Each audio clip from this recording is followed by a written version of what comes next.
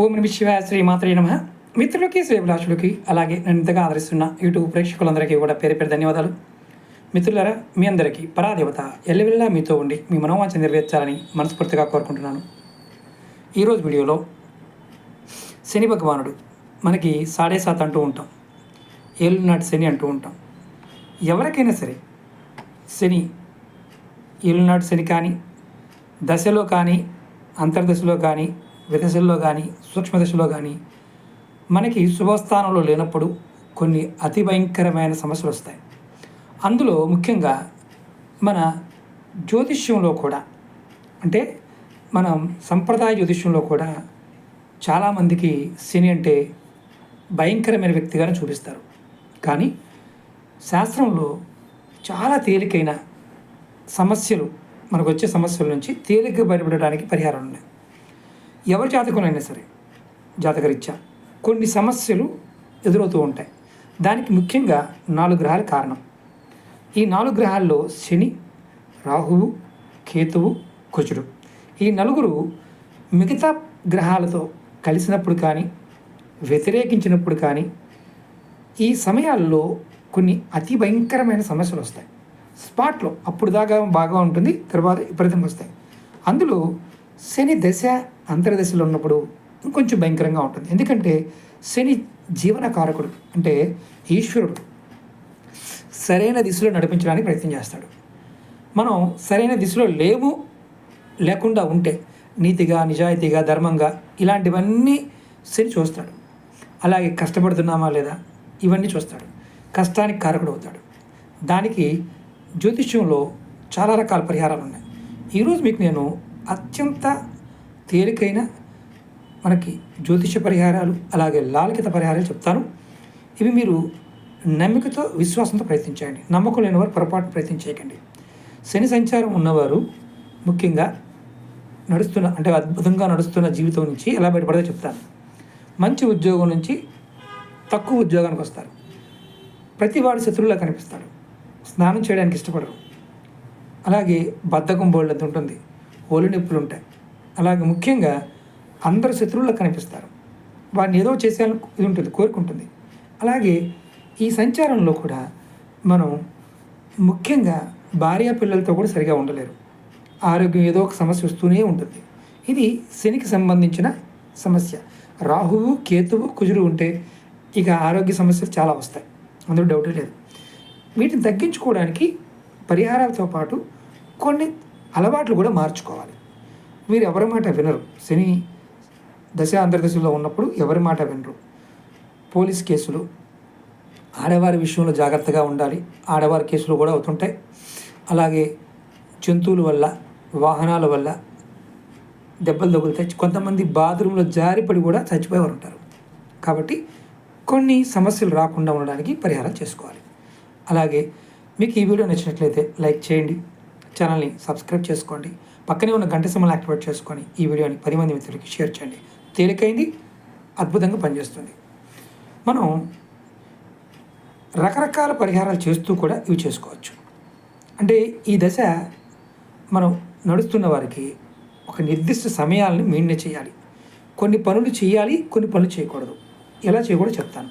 ముఖ్యంగా మీకు ఈ దశలో నడుస్తున్నవారు మధ్యాహ్నం 3 గంటల లోపు ఆ రోజు చేయవలసిన ముఖ్యమైన పనులన్నీ పూర్తి చేయండి. శని మార్గదశలో కానీ, 7.5 నడుస్తున్నప్పుడు కానీ, అంతర్దశలో కానీ, సూక్ష్మదశలో ఉన్నప్పుడు, ఇది ఎవరికైనా సరే, ఆడామ కానీ కాదు, ఎవరైనా సరే ఉదయం నుంచి మధ్యాహ్నం 3 గంటల లోపు ముఖ్యమైన పనులు పూర్తి చేయాలి. రెండవది, మధ్యాహ్నం 3 గంటల తర్వాత ఏదైనా కొత్త పని కానీ, లేదంటే వ్యాపారం కానీ, ఏదైనా ప్రతిపాదన కానీ మీరు చేయకుండా ఉంటేనే మంచిది. అంటే కొత్త వాటిలో 3 గంటల తర్వాత ప్రవేశించకుండా ఉంటే మీకు అద్భుతాలు జరుగుతాయి. వీలైనంత వరకు ప్రయత్నించండి. అలాగే మూడో పాయింట్ ఏంటంటే, ఈ 7.5 సమయంలో, ఏళ్ళనాటి శని సమయంలో సూర్యాస్తమయం తర్వాత వీలైనంత వరకు ఒంటరిగా ఉండకుండా ఉండడానికి ప్రయత్నించండి. అంటే సాయంత్రం సూర్యుడు అస్తమించిన తర్వాత మీరు ఒంటరిగా కాకుండా మనుషులతో కలవడానికి ప్రయత్నించండి. ఒంటరితనం ఉండద్దు. 4వ పాయింట్, సాయంత్రం 6 గంటల నుండి రాత్రి 10 గంటల మధ్యలో ఒంటరిగా ఉండకుండా ఉండాలి.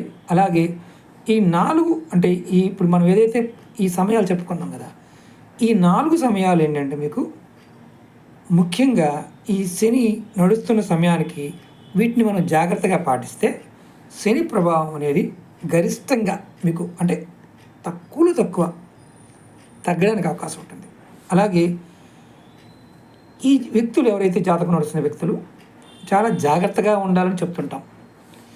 ఇప్పుడు ఈ సమస్యలు ఉన్నవారు ఇంకేం చేయాలో చెప్తాను. మీకు ఇక్కడ ఇంకోటి గుర్తుంచుకోవాల్సిన విషయం ఏంటంటే, ఈ పీడ అనేది మనని వెంటాడుతూ ఉంటుంది, మానసికంగా కూడా వెంటాడుతుంది. చాలామంది ఈ దుష్ప్రభావాల నుంచి బయటపడడానికి ప్రయత్నం చేస్తూనే ఖర్చు లేని పరిహారాలు కూడా చేసుకోవచ్చు. ఈ ఖర్చు లేని పరిహారాలు మీకు ఒక 5 చెప్తాను. మీరు ఏదైనా చేయండి. ఇందులో ఒకటి ఏంటంటే, ఇది 6వ పాయింట్. 5వ పాయింట్, ఓం శం శనిశ్చరాయ నమః. ప్రతిరోజు ఒక మాల, ఒక రుద్రాక్ష మాల తీసుకొని ఒక 108 సార్లు ఓం శం శనిశ్చరాయ నమః ఇది ప్రతిరోజు జపించండి. రెండవది, శివుడికి మీరు చాలా ఏకాగ్రతగా, భక్తిగా, పూర్తి విశ్వాసంతో మృత్యుంజయ మహామంత్రాన్ని ప్రతిరోజు ఒక్కసారి జపించండి. అంటే ఈ మంత్రాన్ని మీరు రెగ్యులర్గా జపించడం చేసేవారైనా సరే, శని మార్గదర్శి నడుస్తున్న వారు మృత్యుంజయ మహామంత్రాన్ని ఖచ్చితంగా జపించాలి. దీన్ని మీరు ఒక్కసారి చేయొచ్చు, 21 సార్లు చేయొచ్చు, 54 చేయవచ్చు, 108 సార్లు చేయొచ్చు. ఇది మస్ట్ అండ్ షుడ్ అనమాట. ఒక్కసారి మస్ట్ అండ్ షుడ్. మాకు పూర్తిగా మంత్రం చదవడం రాదంటే మొన్న వీడియో చెప్పాను. మంత్రాలు బూతులు చదివినా ఇబ్బంది ఏమి లేదు. అంటే మీకు తెలియకుండా చదవడం వల్ల వచ్చే సమస్య ఏమీ లేదని అర్థం. అంటే కొంతమంది అమ్మ బూత్ అండి చేయకూడదు అంటారు. అలాంటిది ఏమీ లేదు, చేయొచ్చు. మీరు దేవుడికి క్షమాపణ చెప్తే చాలు. అలాగే 6వ పాయింట్, మీరు ఎక్కడైనా సరే రావి చెట్టు దగ్గరికి వెళ్ళండి. రావి చెట్టు దగ్గరికి వెళ్ళి మీరు ఎవరైతే శని దశ, అంతర్దశ, విదశ, సూక్ష్మదశ, 7.5 ఈ శనితో పిడిపబడుతున్నారు అనుకునేవాళ్ళు, ఇందులో ఏదో పాయింట్ చేయాలని చెప్తున్నాను. మీరు చెట్టు దగ్గరికి వెళ్ళి చేతులు మీరు ఏంటంటే నమస్కారం చేసి ఒక నువ్వుల నూనెతో దీపం వెలిగించండి. ఇది శనివారం చేయండి. ఒక మట్టి ప్రమిది తీసుకువెళ్ళి మట్టి ప్రమిదిలో నువ్వుల నూనె పోసి దీపం వెలిగించండి. ఉదయం 6 నుండి సాయంత్రం 6 లోపు మాత్రమే చేయండి. నైట్ చేయొద్దు, ఇంకా ఎర్లీగా చేయొద్దు. ఇది ఖచ్చితంగా ఏదన్నా అండ్ మీకు దగ్గర అవకాశం ఉంటే ఈ పరిహారం అయినా గుడిలో అయినా చేయండి. అలాగే మీరు శనివారం నాడు ఉపవాసం ఉండి, ఆ రోజు ఉపవాసం ఉండి శివుడికి పూజ చేసి శివ మంత్రాన్ని జపం చేయొచ్చు. ఓం నమ శివాయ అనుకోవచ్చు, నమ శివాయ అనుకోవచ్చు. ఇలా చేయటం వల్ల దీన్ని శని ఉపాసన అంటారు. అంటే ఉపవాసం చేసి మంత్ర జపం చేయటం వల్ల శని ఉపాసన అంటారు. దీనివల్ల కూడా మీకు శని భగవానుడు శాంతిస్తాడు. అలాగే ఇంకొక పాయింట్ ఏంటంటే, శనివారం నాడు మీరు ఎవరైనా సరే ఒక బిచ్చగాడికి, అంటే అడుక్కునేవాడికి లేదా పేదవాడికైనా సరే, మీరు వాడికి 3 మనకి నూనెలో వేయించిన పదార్థాలు, అంటే ఉదాహరణకి బజ్జీలు కావచ్చు, పునుగులు కావచ్చు, మినప్పిండితో చేసినవైనా, లేదంటే మనకి సమోసాలైనా పర్వాలేదు. వీటిని హిందీలో అయితే కచోరాలు అంటారు. హిందీలో మామూలుగా నార్త్ ఇండియాలో పంచిపెడుతుంటారు. శనివారం ఎవరికైనా పంచిపెట్టండి. ఒక 3 ఇలా చేయడం కూడా మీకు శని పేరు నుండి మీకు ఉపశమనం పొందగలుగుతారు. ఈ చెప్పిన పరిహారాలు, ఈ 5 పరిహారాలు కూడా లాల్ కితాబుకు సంబంధించి పరిహారాలు. ముందు చెప్పినవి మన సనాతన జ్యోతిష్యానికి సంబంధించిన పరిహారాలు, ఇప్పుడు చెప్పినవి లాల్ కితాబుకు సంబంధించిన పరిహారాలు. ఇది మీరు ఆడవారైనా మగవారైనా చేయవచ్చు. రేపు శనివారం వస్తుంది కదా, ప్రతి శనివారం చేయండి.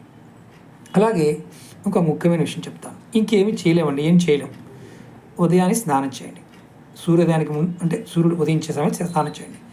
ఇంటి దగ్గర నుండి ఎవరైతే దశ నడుస్తుందో వారు రాహు దశ, కేతు దశ, కుజి దశ, శని మహర్దశ, శని 7.5 మీరు ఏం చేస్తారంటే చక్కగా స్నానం చేసి ఎవరితో మాట్లాడకుండా, చెప్పులు వేసుకోకుండా మీ ఇంటి దగ్గర నుండి ఎక్కడ దగ్గర లేదన్నా గుడి ఉంటే, ఏ గుడి అయినా పర్వాలేదు, ఇది గ్రామదేవత అయినా పర్వాలేదు, గుడికి వెళ్ళి 21 ప్రదక్షిణ చేసి గుడి దగ్గర శుభ్రం చేసి చెమట పట్టాలి. మీ ఒంటికి చెమట పట్టాలి.